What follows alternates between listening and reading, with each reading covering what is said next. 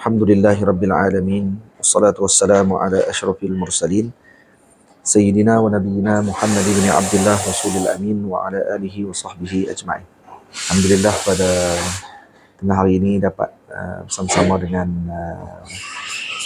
Tuan Syed Hussein di Qahwah Al-Qahwah Al-Haddad Group. Moga-moga Allah Ta'ala memberikan kebaikan dan juga kemajuan kepada tempat ini dan juga seluruh pendirinya, khususnya kepada ahli keluarga beliau lah, diberikan oleh Allah dengan penjagaan dan diberikan dengan kebaikan dan kesihatan berkat junjungan besar Nabi kita Muhammad SAW. Jadi ada sedikit cerita berkenaan dengan Qahwah dan Al-Azhar dengan Qahwah ni dia tak berpisah jauh dari segi sejarahnya. Khususnya sejarah kopi bunni. Ada kopi bunni, bun kan. Ini ada Al-Imam Fairuz Abadi Majiduddin rahimahullah, pengarang kitab Al-Qamus. Dia ada karang kitab tentang nama-nama Arab yang namanya Al-Jalisul Anis fi Asma'il Qandaris. Qandaris ni nama-nama Arab lah. Dan antara salah satu daripada nama Arab adalah Al-Qahwah. Jadi Qahwah, kenapa disebutkan Qahwah? Kerana taqahi 'anil ta'am wasyarab. Kerana dia menghalang selera seorang tadi daripada makan dan minum. Dia seolah orang ketika mana minum qahwah ni menyebabkan dia akan terhalang daripada makan dan minum. Jadi kopi bunni ni ataupun bun ni dinamakan dengan sedemikian. Waktu ketika dinamakan bun dengan qahwah, berlaku perbincangan ulama tentang masalah tersebut. Imam Syekhul Islam Zakaria Ansari rahimahullahu ta'ala pernah mengharamkan bun. Al-Imam dan kemudian para penuntut ilmu pada waktu tersebut di Al-Azhar minta untuk Syekhul Islam Zakaria Ansari nilai semula fatwa tadi. Adakah fatwa tadi tepat ataupun tidak. Kemudian satu hari dihidangkan kepada Syekhul Islam Zakaria Ansari qahwah pada malam. Kan Syekh Zakaria Ansari keluarkan fatwa kata hukumnya haram. Dan para murid sediakan qahwah bunni untuk beliau minum. Dan waktu minum dia tak jadi mabuk, malah bersemangat pula ketika dia mengajar. Maka Syekhul Islam pada ketika tersebut terus keluarkan fatwa harus minum qahwah pada minum sendiri. Dia tak ada banyak qahwah ni bukan qahwah yang dimaksudkan dengan nama Arab tadi. Al-Imam Ibn Hajar Haytami, Imam Syamsuddin Ramli menguatkan lagi pandangan kata harus minum qahwah, seperti yang dinaqalkan daripada Al-Imam Al-Qadhi Ahmad ibn Umar Al-Muzajjad rahimahullahu ta'ala, pengarang Al-Uba, seorang ulama daripada Hadramut, daripada Yaman. Dan pada tahun 1572 Masihi pernah berlaku perdebatan panjang tentang qahwah. Beberapa tahun yang lepas, lebih kurang dalam 600 tahun yang lepas. Dan berlaku perdebatan sengit ni, pengharaman qahwah dikeluarkan oleh Al-Imam Ahmad bin Ahmad As-Sambati Asy-Syafi'i, Syekhul Azhar pada waktu tersebut. Beliau mengharamkan qahwah dan dipersetujui oleh sebahagian ulama seperti Al-Imam Syihabuddin Al-Abtawi dan Al-Imam Qutb Ibn Sultan Al-Azim rahimahullahu ta'ala. Yang ini disebut oleh Kiai Ihsan Jampes dalam kitabnya. Kiai Ihsan Jampes ada kitab Irsyadul Ikhwan yang cerita berkenaan dengan minum kopi dan juga isap tembakau. Dia ada kitab bab tu. Bukan Irsyadul Ikhwan, Tazkiratul Ikhwan. Tazkiratul Ikhwan fi bayani hukmi syurbi qahwah wa dukhan. Kena ada kitab tu kan? Kena ada kitab tu, insya-Allah. Cerita berkenaan dengan minum kopi dan juga isap rokok. Apa dia hukumnya? Dibincang panjang berkenaan masalah tadi dan berlanjutan. Jadi isu qahwah ni bukan isu kecil sebenarnya. Perbincangan qahwah ni di Azhar waktu tu 1572 tu berlaku rusuhan sampai berlaku pembunuhan. Pengikut Syekh Sambati bunuh pengikut Qahwaji yang jual kopi di Mesir, dan sehingga menyebabkan para peniaga kopi waktu tu berkabung atas kematian salah seorang daripada peniaga kopi yang dibunuh oleh pengikut Syekh Sambati kerana berlaku rusuhan tadi. Kopi yang mereka minum kopi Turki yang tak bergula. Sebab tu kenal dah ni kalau di Mesir majlis berkabung ataupun majlis takbin kematian orang dan seumpamanya, mereka akan jamu kopi Turki tanpa gula untuk mengingati balik majlis tersebut. Dan itu yang berterusan sampai sekarang. Itu sejarah panjang lah kenaan dengan kopi kahwah bun dan juga kahwah tu secara umumnya.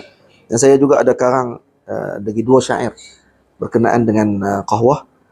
Yang pertama faedah kahwah, yang kedua nama-nama kahwah, jenis-jenis gula yang diletak dalam kahwah, kita nak panggil apa. Ini syair pertama saya tentang faedah kopi. Ini syair dalam Bahar Rajas, ada 1, 2, 3, 4, 5, 6, 7 bait. Dengarlah saudara faedahnya kopi, ada 5, ambil faham takkan rugi. Jadi ada 5 faedah tentang faedah kopi. Yang pertama, tambah kecerdasan akal, jika minum pasti tidak akan menyesal. Jadi dia akan tambah kecerdasan akal kopi. Baik untuk para guru dan penyair, jika kena sakit kuning jangan hampir. Ulama kata kalau kena penyakit kuning jangan. Kalau orang kena sakit kuning jangan minum kopi.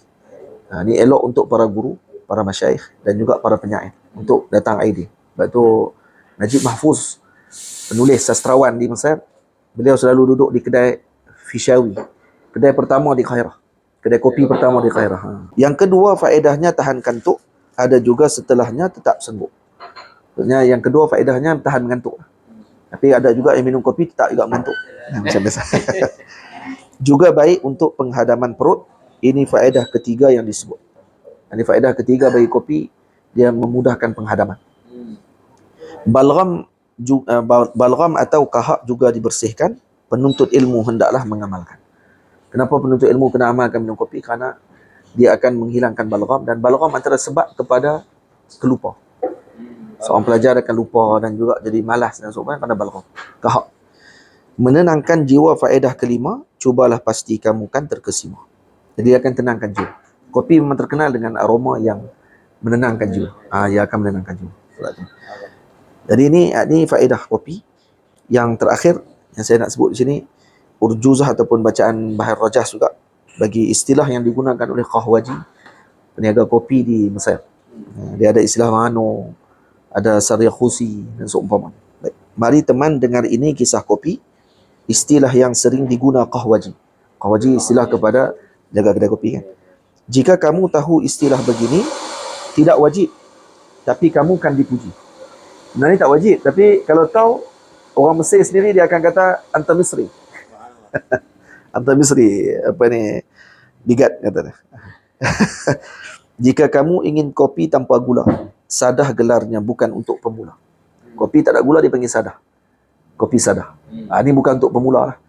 Jadi orang yang mesti expert lah boleh minum. Ada orang tak boleh minum kopi tak ada gula. Ar-rihah pula gelaran yang kedua, kopinya lebih dari ditambah gula. Kopi lebih sikit. Jadi kalau dia punya sukatan dia 2 kopi, 2 sudu kopi, 1 sudu gula. Dipanggil ar-rihah. Ar-rihah. Kalau kopi dan gulanya cukup rasa, digelar mazbut oleh para pencinta. Panggil mazbut. 2-2. 1-1. Itu. Jika kamu mano pula, gulanya lebih sedikit, dari mazbut dah mencubakan berjangkit. Di mano dia lebih sikit. 2 kopi, gula dia akan lebih sikit daripada 2,5 dan seumpama. Itu mano. Jadi kalau pergi ke Mesir, orang tanya Aizin qahwah mano. Dia tahu dah. Dia tak manis sangat, dia tak pahit sangat. Semua Qahwaji semua tahu Semua Qahwaji tahu. Dia sebut sadah, Aizin sadah. Aizin mazbut. Aizin mano. Ni dia nama-nama dia kan. Ar-rihah kata dia. Ar-rihah maksudnya dia mesti kopi lebih pada gula sikit. Tapi ada gula.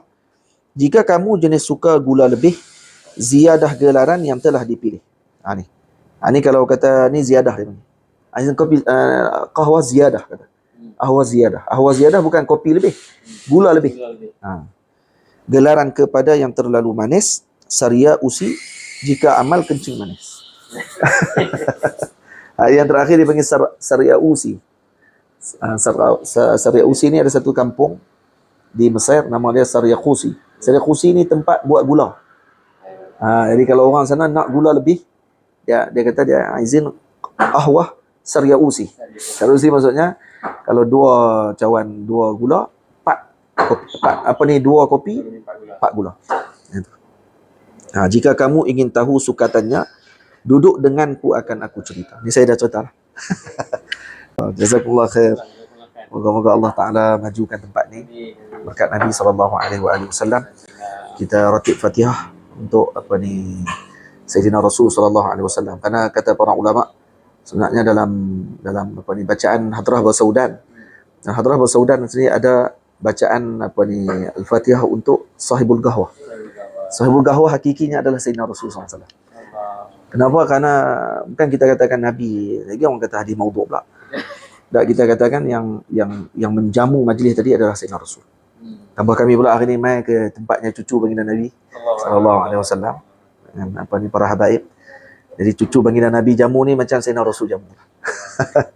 Barakallahu fiikum. Jadi di tempat ni ada dua lah benda yang penting. Di qahwah di Al-Haddad ni ada dua benda penting. Yang pertama, kerana minat kita dengan qahwah. Yang kedua, kerana Sayyidina Rasul. Dia berkait dengan Sayyidina Rasul SAW. Jadi moga-moga dengan sambungan tadi akan dapat syafaat daripada Nabi SAW, akan dapat kebaikan berkat mencintai ahli keluarga baginda Rasul SAW, dan semua yang berkait dengan baginda Rasul SAW. InsyaAllah. Al-Fatihah ila hadratin Nabi sallallahu alaihi wasallam wa ila kafatil anbiya'i wal mursalin wa alihim wa dhurriyyatihim wa bi anna Allah yu'li darajatihim fil jannah wa ila sibtai Rasulillah sallallahu alaihi wa alihi wasallam al-Imam Hasan bin Ali wal Imam Husain bin Ali radhiyallahu ta'ala anhuma wa alaihim assalam wa ila imamina al-a'zam Abi Abdullah Muhammad bin Idris asy-Syafi'i radhiyallahu ta'ala anhu wa ila jami'il awliya min masyariqil ardi ila magharibiha وصولهم وفروعهم وذوي الحقوق عليهم أجمعين نية القبول وتمام كل سول ومأمول وصلاح الشأن ظاهرا وباطنا في الدين والدنيا والآخرة دافعة لكل شر جالبة لكل خير لنا ولأحبابنا ولوالدينا ومشايخنا في الدين مع اللطف والعافية وعلى نية أن الله ينور قلوبنا وقوالبنا مع التقى والهدى والعفاف والموت على دين الإسلام والإيمان بلا محنة ولا امتحان بحق سيد ولد عدنان وإلى حضرة النبي صلى الله عليه وسلم بنية صالحة بكل نية صالحة مثل أسرار الفاتحة. أعوذ بالله من الشيطان الرجيم. بسم الله الرحمن الرحيم. الحمد لله رب العالمين الرحمن الرحيم مالك يوم الدين إياك نعبد وإياك نستعين اهدنا الصراط المستقيم صراط الذين أنعمت عليهم غير المغضوب عليهم ولا الضالين آمين آمين. بارك الله فيكم. جزاكم الله خير.